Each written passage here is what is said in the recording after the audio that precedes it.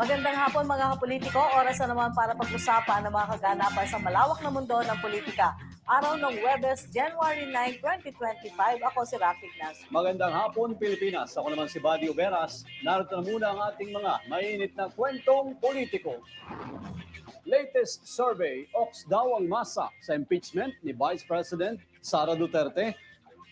IRR para sa ating mga seafarers, silagdaan na ni Pangulong Bongbong Marcos.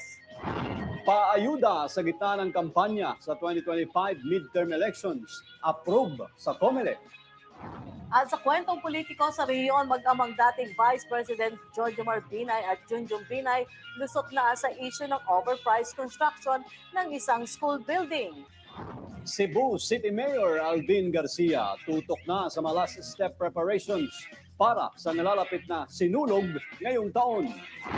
At bilang palaman sa inyong FYPs, abangan ang mga kwento sa naging preparasyon at pakikisa ng ilang mga politiko sa Translasyon 2025.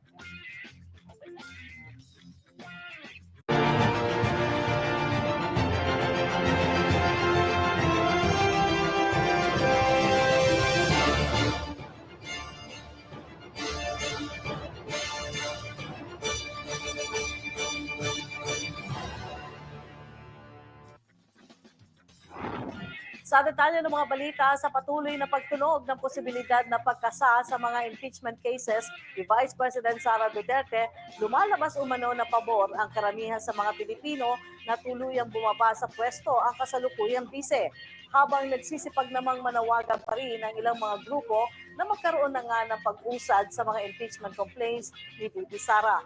Ang buong detalye kukwento sa atin ni Jason Gosilar. Tatag. Inilabas ng social weather stations mula sa isang commission survey na karamihan sa mga Pilipino ay pabor na ma-impeach si Vice President Sara Duterte. Lumalabas sa survey ng SWS na 41% ng mga Pilipino ang pumapabor na maligwak sa kanyang posisyon ang babaeng Duterte. 35% naman ang kontra-impeachment sa bise, samantalang 24% ang undecided sa topic. Ayon sa SWS, malakas ang panawagang impeach Sara sa Balance Luzon, kung saan karamihan sa respondents na pumabor ay mula rito. Hindi naman na ikinagulat na 56% ng respondents mula sa 35% na tutol sa impeachment ay mula sa Mindanao na baluarte ng mga Duterte. Sa Visayas naman nanggaling ang karamihan na sumagot ng undecided sa survey. Para naman sa mga pabor, nasa 46% ang naniniwalang sapat na basihan ang kontrobersyal na paggastos si VP Sara sa kanyang confidential fund upang tuluyang maalis ito sa pwesto. Samantala, nagsama-sama sa Batasang Pambansa sa Quezon City ang tatlong complainants ng impeachment cases ni Vice President Sara Duterte upang manawagan sa Kamara ng agarang aksyon sa pagproseso ng mga cases na ito. Ayon kay dating Bayan Muna Representative Teddy Casino, walang problema sa kanila kahit isang case lang ang maitawid sa House Justice Committee. Ang importante umano ay maiproseso ito sa loob ng mga ibinigay na session days hanggang February 7. Inaasahan din na magkakaisa ang tatlong complainants para sa mga seri ng mobilization efforts upang marinig ang kanilang boses sa agarang proseso ng impeachment cases ni VP Sara. And then we will be launching a series of mobilizations, not only in support of the impeachment, but in support of issues of accountability, good governance, pati po itong problema natin sa ekonomiya, na ang demand ay harapin na ito ng Kongreso, ng gobyerno. So initially, ang mga dates ng mobilizations, there will be one on January 18, another on January 25, another on January 27 to be led by the youth, and then another on January 31.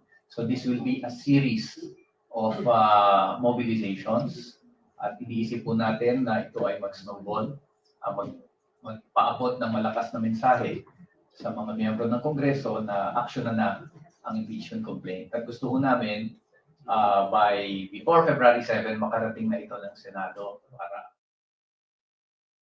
Ibinalita rin ng mga grupo na nakakalap na sila ng 111 na signatories na sumusuporta sa kanilang laban. Aminado naman si ACT Teachers Representative Franz Castro na 6 pa lang mula sa Kamara ang nag-endorso ng complaints. Ngunit umaasa naman umano sila sa ugong-ugong na may kakasarin mula sa majority ng pang-ika-4 na impeachment complaint.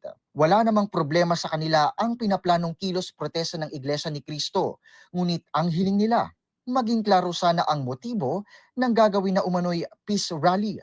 For peace, pero siyempre karapatan naman nila yun, mag-rally or magpahayag. Pero siyempre sa bahagi namin, ano ba yung panawagan ng grupo na ito? For accountability, no? For accountability, siyempre transparency, at saka mapanagot talaga si Vice President Sara Duterte doon sa ginawa niyang spend doon sa confidential funds at ma-trial na, no? Matuloy na talaga yung trial. Ako si Jason Gusilatar para sa Kwentong Politiko. Kasabay ng pagputok ng survey kay Vice President Sara Duterte, hindi na umano ikinagulat na ilang kongresista ang kinalabasan nito matapos nga ang tila serye ng Vice Presidente sa Kamara. Kung sino-sino mga ito, alamin natin sa kwento ni Tala Lopez. Hindi naman ikinagulat ng ilang leader ng Kamara ang resulta ng pinakahuling survey ng social weather stations na nagpapakitang 41% ng mga Pilipino ang sumusuporta sa impeachment laban kay Vice President Sara Duterte.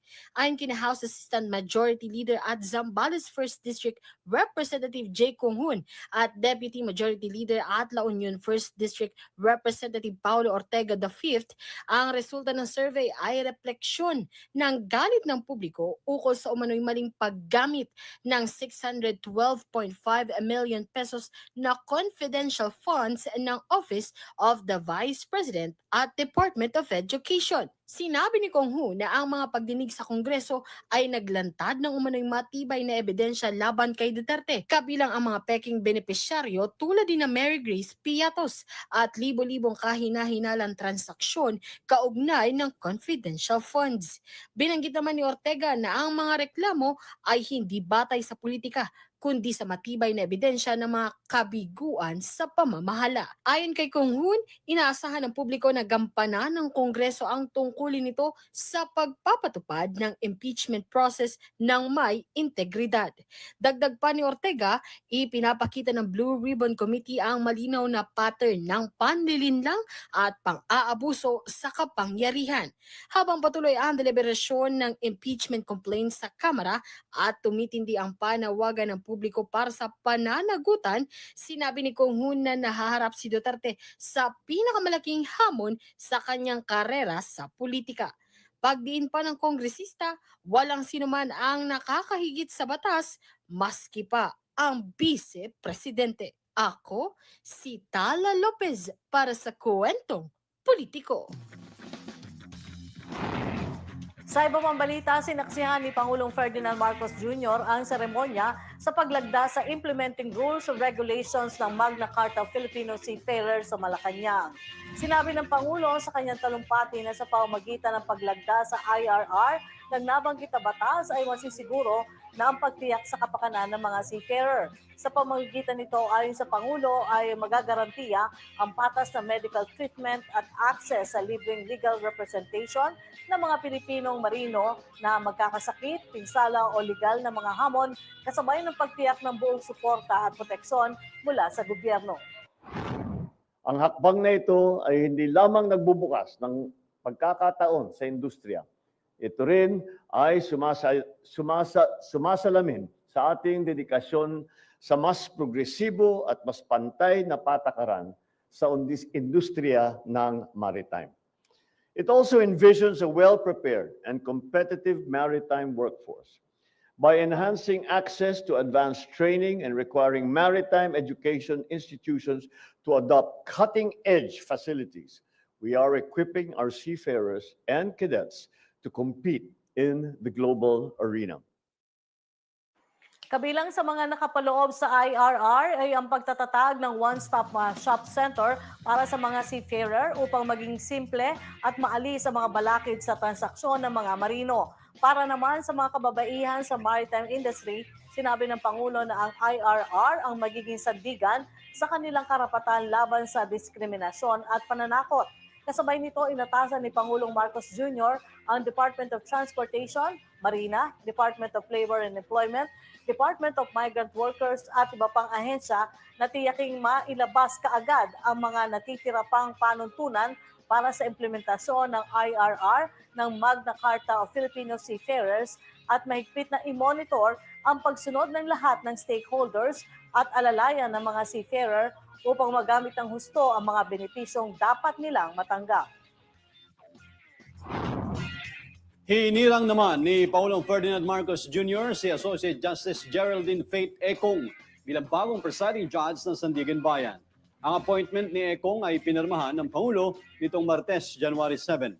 Papalitan ni Econg si Amparo Kabutahitang na nagretiro na sa serbisyo noong November 2024. Si Econg ay naitalaga noong 2016 bilang Associate Justice ng Sandigan Bayan at bago nito ay naging hukom sa Regional Trial Court sa Cebu City ng 6 na taon. Natakdang magretiro sa serbisyo si Econg sa August 2037. Usapang eleksyon naman tayo sa kabila ng mga kontrobersya na pumapalibot sa ayuda para sa kapos ang kita program ng DSWD, binigyan pa rin ng go signal ng Commission on Elections na ituloy ang pagbibigay ng cash assistance nito at iba pang mga programa sa gitna ng campaign period para sa midterm elections ngayong taon. Ang buong detalye kukwento sa atin ni Charmaine Abo. Inaprubahan ni Commission on Elections Chairman George Erwin Garcia ang rekomendasyon ng Law Department na payagan ang distribusyon ng ayuda kahit nasa panahon ng kampanya para sa halalan sa Mayo 2025. Ngunit nilinaw na bawal ang anumang direktang partisipasyon ng mga kandidato o politiko sa pamamahagi ng tulong. Ayon sa COMELEC Memorandum, kabilang sa mga programang exempted sa spending ban ay ang ayuda sa Kapos ang Kita Program, Pantawid Pamilyang Pilipino Program, Social Pension for Indigent Senior Citizens, Assistance to Persons with Disability and Senior Citizens, at Assistance to Individuals in Crisis Situations. Para sa AIX, inanunsyo na mula sa May 2 hanggang May 12, ang pamamahagi ng Department of Social Welfare and Development ay pansamantalang ititigil, maliban na lang sa mga karaniwang tulong tulad ng pagkain, transportasyon at medikal na suporta na para lamang sa mga kwalipikadong individual. Kailangang magsubite ang mga ahensya ng ulat sa Regional Election Director kaugnay sa distribusyon ng mga ayuda. Idiniin din sa memorandum na kahit binigyan ng exemption ang pamamahagi ng tulong, may karapatan pa rin ang COMELEC na magsagawa ng preliminary investigation kapag may reklamong paglabag sa Omnibus Election Code. Ang hakbang na ito ay layong tiyakin na ang pamimigay ng ayuda ay para sa mga nangangailangan at hindi magagamit para sa pamumulitika sa darating na eleksyon. Ako si Charmaine Abong para sa Kwentong Politiko. Kaugnay ng balitang katatapos, pananagutin po ng Commission on Elections sa mga politiko may kisabay sa pagbibigay ng cash assistance sa ilalim ng AKAP o iba pang programa ng gobyerno. Ayon kay COMELEC Chair George Erwin Garcia, maaaring maharap sa disqualification ng mga politikong mahuhuli dahil sa monitong election offense. Depensa ng COMELEC, lumalabas na vote buying ang ganitong estilo. Dito pong mga nakakaraang panahon, nakikita natin na talagang ito ay sadyang inaabuso ng ilang politiko, ilang kandidato at ang tawag nga natin dyan ay abuse or misuse of public funds. Technically, parang vote buying yan kapag ginamit mo ng legal na dahil dinidistribute ito at pinamamahagi sa mga kababayan natin, na sana inaunawaan naman ng mga kababayan natin na ito ay isang karapatan na dapat ay sa inyo at hindi dapat pinupolitika o tinitake advantage ng iilan lamang na kandidato. Idinindi ng COMELEC chief sa publiko na kinakailangan po nilang alalahanin na hindi dapat magamit ito ng mga politiko sa kanila upang makuha ang kanilang boto. Dagdag pa niya, ang DSWD ay responsable rin na masigurong walang politikong makakaeksena sa pagdidistribute ng cash assistance matapos nilang payagan ang pagtuloy sa programa ng AKAP sa kalagitnaan ng election period. Sana po maunawaan ng lahat, kahit pa ordinaryong opisyal, empleyado ng isang kawani na humingi sa amin ng exemption, na yan po isang election offense. May paglabag po yan, and therefore, pagka po may abuse of state resources, yan po ay kasong kriminal na may 1 hanggang 6 na pagkakakulong, may criminal and administrative liability, and at the same time, pwede po maging ground ng disqualification. Aabot naman sa higit 400 lugar sa buong Pilipinas ang isinailalim na Commission on Elections sa paunang listahan ng areas of concern para sa May 2025 national at local midterm elections. Ito ang iniulat ng COMELEC kasunod ng isinagawang command conference ngayong araw sa Campo Crame kung saan inactivate na rin ang National Election Monitoring Center o NEMA. Sa datos ng COMELEC mula sa naturang bilang, nasa 38 na mga lugar ang isinailalim sa pinakamataas na category o red category kung saan ang pinakamarami rito ay ang 32 lugar mula sa rehiyon ng Bangsamoro Autonomous Region in Muslim Mindanao o BARM. Nasa 177 na lugar naman ang nasa orange category mula sa regions 2, 3, 4A, 4B, 6, 7, 8, 9, 10 at 12. Caraga at Cordillera Autonomous Region. Habang nasa 188 na lugar naman ang isinailalim sa yellow category. Ayon sa COMELEC, posible pang magbago ang bilang na ito depende sa magiging final na desisyon ng Joint Security Control Council. Pagdating naman sa usapin sa PhilHealth ngayon, maaari o mariing iginit po ni Department of Health Secretary Ted Herbosa ang kahalagahan ng isang malawakang pagsasayos ng liderato sa Philippine Health Insurance Corporation. Bukod din sa pagpapalit sa kasalukuyan nitong presidente at CEO na si Emmanuel Ledesma Jr. Sa isang panayam, naobserba umano ni Herbosa na ibang interes ni Ledesma at wala man ito sa health sector. Git niya ang kakulangan sa pagiging health-oriented ni Ledesma ang isa sa mga rason kung bakit mayroong problema sa management ng ahensya. There's digitalization that needs to happen, you know, so in this day and age when you get your cell phone, you get your bill, you don't pay, you know, they cut your service. But here I have hospitals and doctors complaining, hindi pa kami bayad, 6 na buwan na. So parang that's unheard of in the era of digitalization. Dagdag pa ni Herbosa, isang malawakang balasahan ang kinakailangan at maraming reforma ang dapat gawin upang magkaroon ng improvement sa serbisyo. Isa man dyan ang pagsusulong ng digitalization sa ahensya upang mas mapadali ang pagbabayad sa PhilHealth. Well, the president is not health-oriented. He's from the banking industry. So I need someone that can run PhilHealth with the knowledge of how health economics. You know, kasi ibang-iba ang health economics sa banking and finance. And many people are putting people with banking or finance expert in PhilHealth, but they miss out on what happens in health insurance.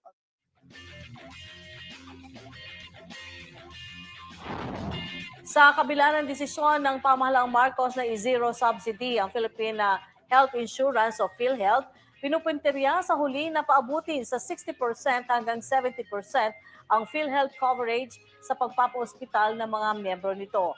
Ayon ito kay Dr. Israel Vargas, Senior Vice President ng PhilHealth Finance Policy Sector sa kanyang panayam sa programang One Point ng Billionaire News Channel.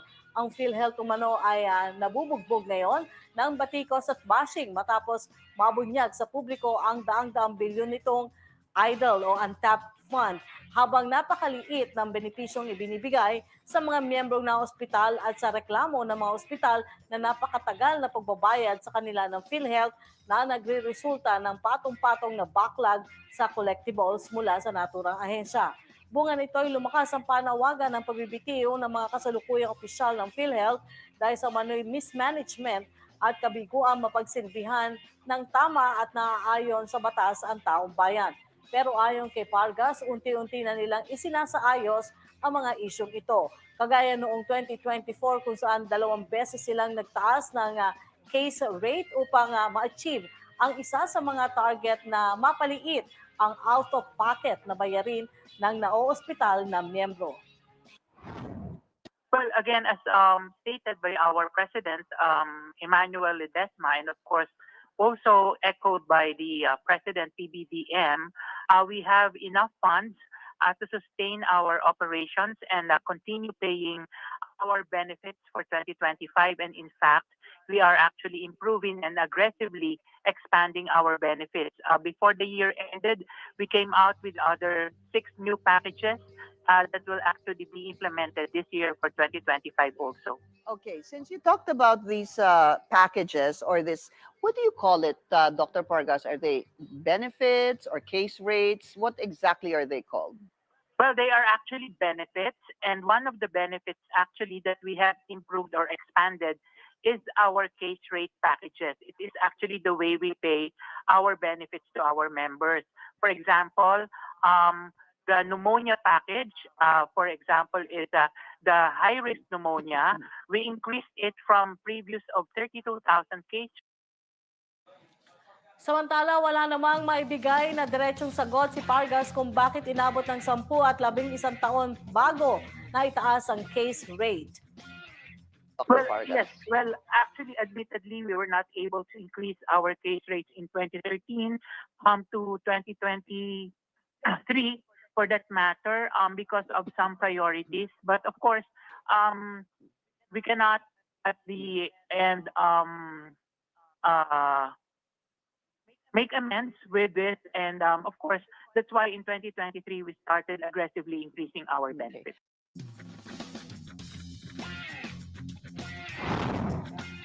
Sa aming pagbabalik, magamang dating Vice President Jojo Mar Binay at John Binay lusot na sa issue ng overpriced construction ng isang school building. Habang Cebu City Mayor Alvin Garcia tutok na sa mga last step preparations para sa nalalapit na sinulog ngayong taon. Kaya huwag bibitiw dahil magbabalik pa ang kwentong politiko.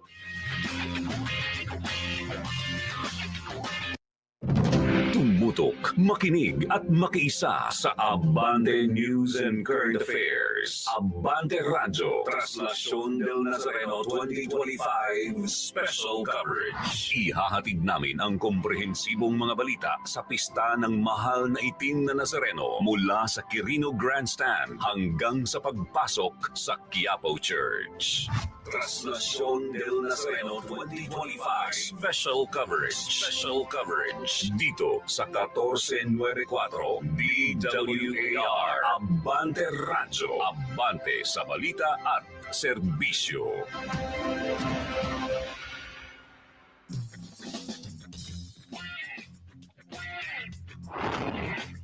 Sa pagpapatuloy ng ating balitaan, naglabas na ng kanilang mapahayag ang 2 top officials ng palasyo kasabay ng pista ng Jesus Nazareno ngayong araw.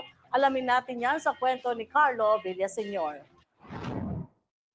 Nagpaabot ng kanyang malugod na pagbati si Pangulong Bongbong Marcos Jr. sa sambayanang Katoliko kaugnay sa selebrasyon nito ng kapistahan ng Itim na Nazareno. Sa kanyang mensahe sa mga kababayang mananampalataya at deboto ng Black Nazarene, sinabi ng Pangulo na magsisilbing gabay sana ang marubdob na debosyon ng lahat ng Pilipinong Katoliko para sa mag-iigting na pagkakaisa. Nauna nang idineklara ni PBBM na non-working special holiday ang Enero 9 upang bigyan ng pagkakataon ang mga publiko na makilahok sa aktibidad ng Simbahang Katolika. Kasunod nito ng deklarasyon ng simbahan na gawing isang pambansang tradisyon, hindi lamang sa Quiapo Church ang nakaugaliang translasyon, mga prosesyon at maging paghalik sa bahagi ng pagdiriwang ng pista ng Itim na Nazareno. Nagbigay din ng mensahe si Vice President Sara Duterte na puno ng pananampalataya, pasasalamat at pag-asa. Binanggit ni Duterte ang malalim na kahalagaan ng Poong Nazareno bilang paalala na hindi kailanman nag-iisa ang mga Pilipino sa pagharap ng mga hamon sa buhay. Para sa kanya, ang imahe ng Poong Nazareno ay sagisag na patuloy na paggabay ng Diyos sa bawat takbang na kasama sa pagdadala ng ating mga krus patungo sa kaligtasan. Inilarawan din niya ang debosyon sa Poong Nazareno bilang patunay na malalim na tiwala ng mga Pilipino sa mga milagro ng Diyos na nagbibigay lang lakas at katatagan sa pagharap ng mga hamon sa buhay. Nanawagan ang ikalawang Pangulo sa mga Pilipino na ipagpatuloy ang panalangin para sa paggaling, karanungan at gabay sa bawat aspeto ng kanilang buhay. Sa ganitong paraan, ang debosyon umano sa Poong Nazareno ay magiging inspirasyon upang mapanatili ang pananampalataya at katatagan sa kabila ng mga pagsubok. Ako si Carlo Blesnor para sa Kwentong Politiko.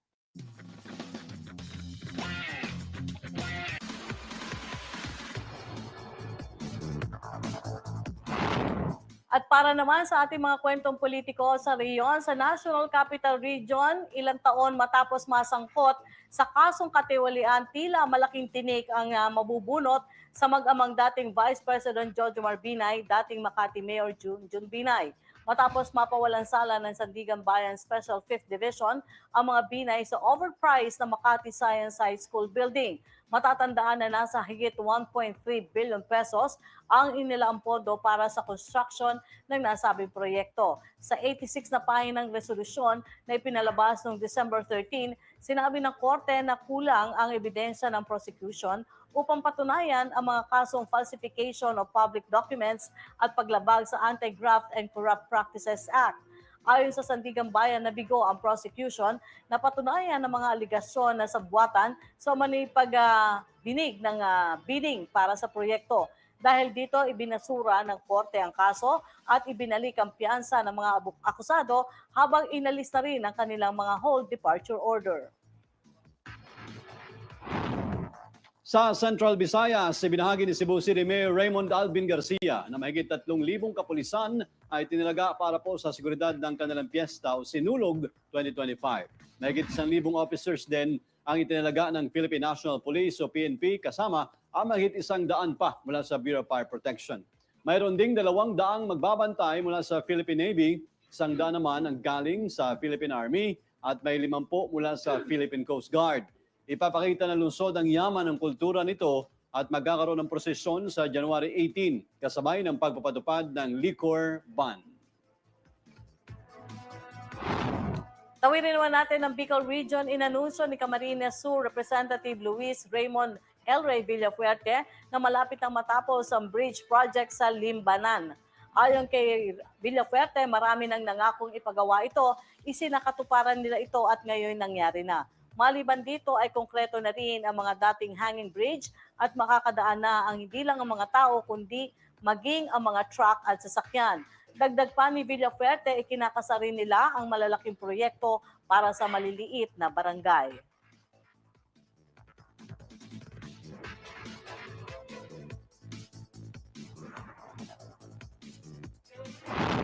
Sa bandang Soxargen naman, umapila ang pamahalang lungsod ng Gensan o General Santos sa desisyon ng Commission on Audit na nagdi-disallow sa 126 million pesos Laudable Government Performance o LGP bonus na ipinamigay sa mga opisyal at empleyado noong 2022. Sa Notice of Disallowance na may petsang June 18, 2024, pinalam ng COA kay City Mayor Lorelai Pacquiao na ang nasabing bonus ay walang legal na basehan at labag sa umiiral ng mga batas. Sa nasabing apela, hinihiling ng lungsod na alisin ang pananagutan ng mga empleyado sa disallowance. Dati naman nang nagpahayag ng kumpiyansa si Franklin Gacal, dating city administrator, na kayang ipaliwanag ng lungsod ang pagbibigay ng bonus. Sa balitang Davao Region, sa kabila ng mga paglabag sa firecracker and other pyrotechnic devices Ordinance ng Davao City, noong nakaraang pagdiriwang ng bagong taon, iginiit ni Councilor Jesus Joseph Sosobrado III na hindi kailangan amyandahan ang nasabing ordinansa. Ayon kay Sosobrado, ang umiiral na regulasyon ay sapat upang mapanatili ang kaligtasan at kaayusan ng kanilang syudad.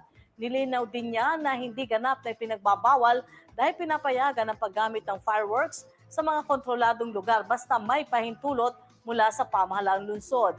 Binigyan din niya na ang proseso ng aplikasyon para sa paggamit ng puputok ay mahigpit upang maiwasan ang mga aksidente.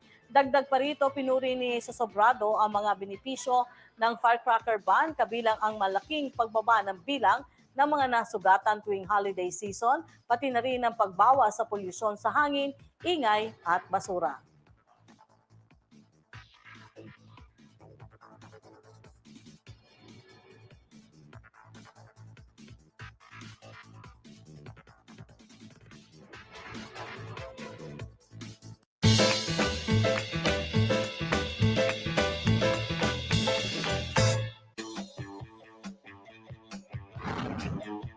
Break muna tayo sa mga issue at heavy news sa politika. Halika't sundan naman natin ang mga kwentong social life ng mga politiko kasama si Mario Ocampo. Bukod sa mga pangkaraniwang deboto, hindi rin nagpahuli ang mga politiko na ibalandra sa publiko ang kanilang debosyon sa Poong Nazareno.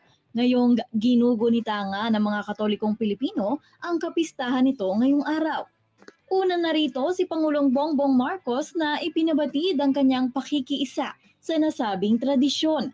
Hinimok ng Pangulo ang publiko, partikular na ang mga deboto, na mahikayat sana ang mga ito na pairali ng kanilang malasakit at pagtitiwala sa kapwa.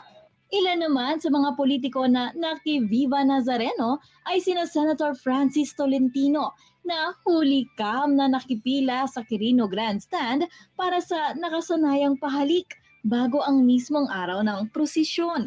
Spotted naman sa mismong prosesyon ang kongresista na si Tutok Towin Representative Sam Versosa na 17 taon na ngang namamanata. Isa na nga sa mga nakikisugal na maakyat at mahawakan ang mismong andas ng pinoprosesyon na Nazareno, kung saan kasabay ng kanyang pagbabalik tanaw sa mahabang taong panata, ibinahagi rin ito ang kanyang literal na physical preparation para sa pagsabak nito sa traslasyon. Anila ang taunang panata na ito ay mas lumalalim at pinagtitibay ng kanilang hangad nilang lakas at pag-asa sa buhay. Samantala, kasabay ng warm welcome ng first couple sa bagong Pinoy Pride na si Sofronio Vasquez III, tila napanganga sa paghanga ang Marcos couple noong live nilang marinig ang winning piece ni Vasquez, lalo na ang piyesang Unstoppable, na isa niya sa paboritong kanta ni PBBM. Sa ginanap na courtesy call ng nasabing New Pinoy Pride, hulikam pa ang konting pagtulo ng luha ni FL Liza habang hinaharana sila ni Vasquez. Panalo rin sa reaksyon si PBBM na hindi maitago ang tila pag-usbong ng kanyang pagiging fanboy era kay Vasquez na humirit pa ng picture dito.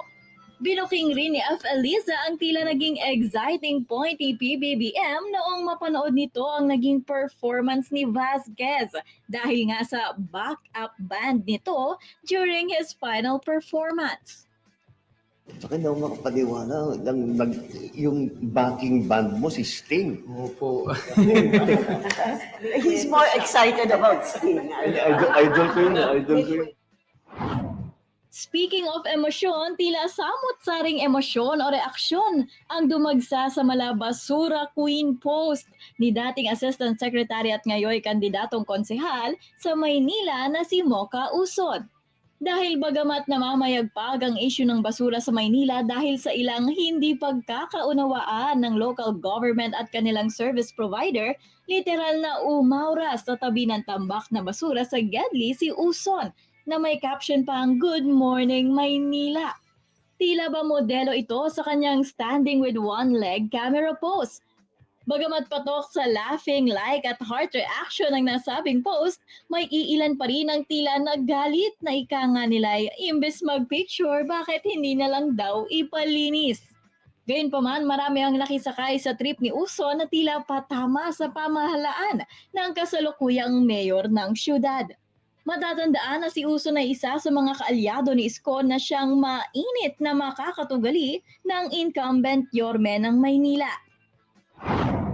Love is in the air ang naging aura ng Batanggenyo politiko couple na sina Batangas City Vice Mayor Ronin Leviste at jowa nitong konsehal na si Andrea Macaraig. kung saan misulang napatiklop ni Consi Macaraig si Leviste para samahan siyang makiin sa trending na couple TikTok dance craze. Sa post ng konsehal, aniya good vibes lang ang minamanifest nila ngayong 2025.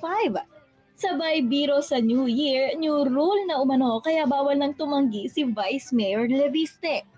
Mukhang good lover boy nga si VM lalo na't nagiging G naman ito sa sabayan ang trip ng kanyang nobya with matching hug and finger heart pa sa huli. At bilang dagdag good vibes, ihabol natin dyan ang malakuking ina-mode ng isang leader ng mga progresibong kongresista na si ACT Teacher Representative Franz Castro, na kung kadalasan nakikita natin siya sa kanyang fighting mode sa harap ng Kongreso pero sa personal na buhay, ipinatikim nito sa kanyang followers ang lasa ng kanyang pagiging simpleng may bahay. Sa short vlog ni Castro, ibinida nito ang kanyang personal na recipe ng Pinoy delicacy na ikanganyay menudo a la Teacher Franz, kung saan giniling at nilagang itlog ng pugo aniya ang pinaka nagsilbing karne nito. Sa nasabing video, napansin ng ilang netizens ang very Pinoy na setup ng kusina ni Castro, mula sa kanyang 2-burner gas stove, kubiertos at hanggang sa napakaraming plastic container na spotted sa kanyang kitchen cabinet na biro ng ilang Gen Z, bawal iwala kundi lagot ka sa nanay mo. Lakas maka-chef vlogger ang peg ni Beshi Franz na pwede na yatang itapat sa kitchen vibes ni Congressman Richard Gomez. Ako, si Marie Ocampo para sa Kwentong Politiko. Yon, menudo with Menudo. itlog ng pugo. Masarap pala yun, ano? Masarap yun, no? Okay. Parang alam ko yung giniling, pwede lagyan ng itlog ng pugo, na? Oo nga eh, pero menudo. Okay. Subukan natin. Subukan natin yan. At siya po muna mabalitang aming nakalap sa buong maghapon. Ako po si Rocky Ignacio. Ako naman po si Buddy Oberas. Magkita-kita tayo muli bukas sa walang humpay pa rin ng mga kwentong politiko. Maraming salamat. Mabuhay, Pilipinas.